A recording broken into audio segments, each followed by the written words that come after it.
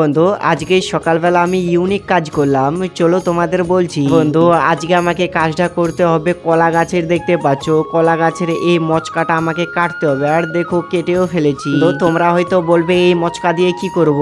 এই মচকা দিয়ে আমরা রান্না করে খাবো। তোমরা হয়তো যারা গ্রামের মানুষ তারা হয়তো এই মচকার রান্না খেয়েই ফেলেছো।